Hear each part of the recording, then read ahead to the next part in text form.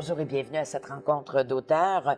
Cette fois-ci, nous avons le bonheur et le plaisir de rencontrer Jason Lukeroff, qui est professeur agrégé en culture et communication au département de lettres et de communication sociale, ici évidemment à l'UQTR, et qui nous présente ce livre « Médias et société ». En fait, il dirige ce livre, on va nous en parler dans quelques minutes, « La perspective de la communication sociale ». Bonjour Jason. Bonjour.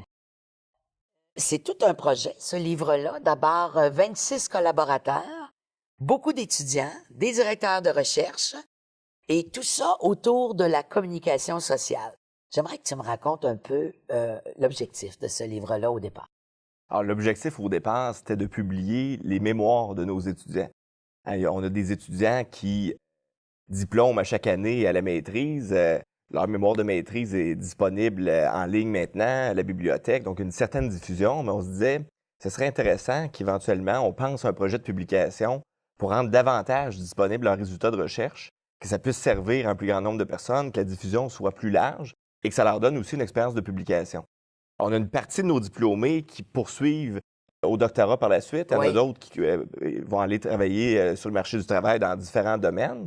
Et on s'est dit, bien, dans les deux cas, ça peut être intéressant que des institutions, des entreprises, des organisations lisent ces chapitres-là.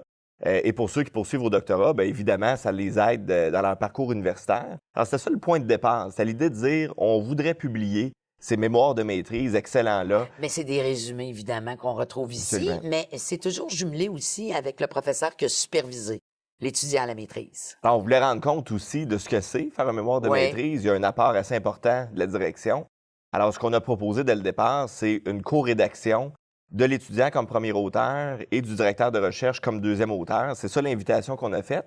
Et on a lancé l'invitation seulement à ceux qui ont obtenu excellent pour leur mémoire. Oui. Donc, c'est les mémoires qui ont été jugés excellents par les évaluateurs et dont le sujet était lié aux médias et la société. Oui. Parce qu'on voulait en faire aussi l'ouvrage obligatoire du cours Médias et société que je donne au premier cycle en communication sociale. Alors, on a un peu de tout dans les sujets qui sont abordés là. D'ailleurs, tout de suite, d'entrée de jeu, on nous dit on ne peut pas ne pas communiquer, comme disait l'école de Palo Alto. Donc, tout est communication.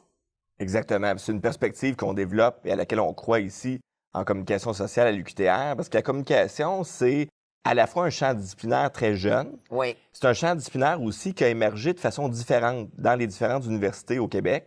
Donc, il y a des universités où c'est issu beaucoup d'un parcours professionnel où les premiers professeurs embauchés ont été, par exemple, des professionnels du journalisme. Oui. Ça a débuté plutôt comme école de journalisme. Il y a d'autres endroits, c'était lié beaucoup à la production télévisuelle.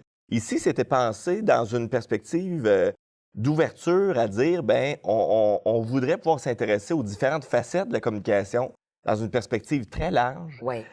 très interdisciplinaire. Donc, le label communication sociale, dès le départ, a référé à une perspective où on considère qu'on peut étudier de nombreux objets différents en communication, en passant de la culture dite classique, incluant la littérature, le théâtre, les musées, en allant jusqu'à différentes formes de culture populaire, qui longtemps, d'ailleurs, ont été considérés des objets illégitimes à être étudiés dans certaines disciplines.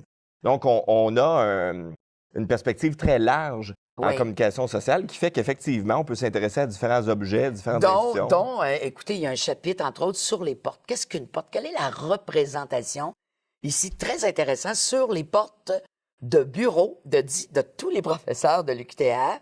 Alors, qu'est-ce que cette porte nous dit? Donc, comme objet de représentation. Finalement, il y a ça, il y a le Monopoly, il y a les bulletins télévisés, il y a aussi la question de l'éducation média aussi. Donc, vous avez, comme tu dis, une perspective extrêmement large. Et vous employez aussi la métaphore, en début, j'ai trouvé ça très intéressant, comme la métaphore de l'orchestre. Donc, la communication sociale joue différentes partitions.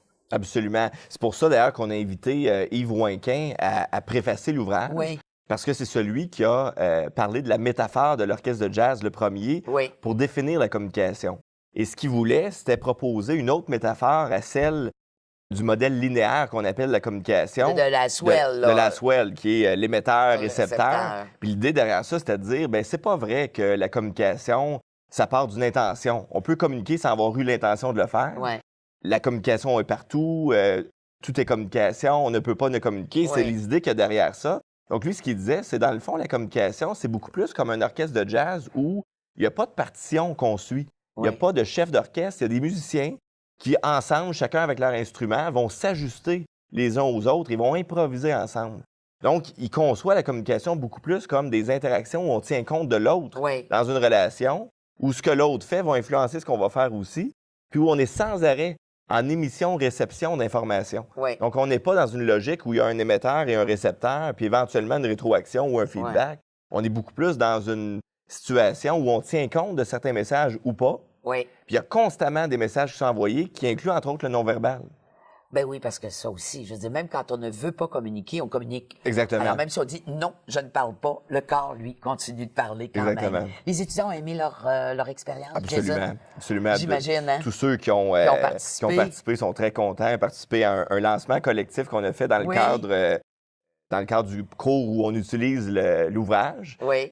Puis pour la première fois cet automne, les étudiants du cours Médias et Société l'utilisaient comme ouvrage obligatoire dans le cadre du cours. Donc le contenu du livre est le contenu principal de ce cours-là. Mais j'invite les gens qui s'intéressent à la communication, outre les étudiants qui prennent le cours et tout ça, vraiment d'aller jeter un coup d'œil, c'est très intéressant. Alors, en terminant, Jason, ce livre-là fait partie de la collection Public et Culture, collection que tu co-diriges avec Annick Meunier. Et vous en êtes à combien de titres? On va publier notre 8e livre cette année. Alors, il va sortir bientôt? Oui, absolument. Il va sortir à l'automne. Un ouvrage collectif de notre laboratoire de recherche sur les publics de la culture. Donc, il y aura encore des étudiants et des professeurs. Ah oui? Faites vivre des belles expériences aux étudiants. Merci beaucoup, Jason. Merci. Bonne continuation.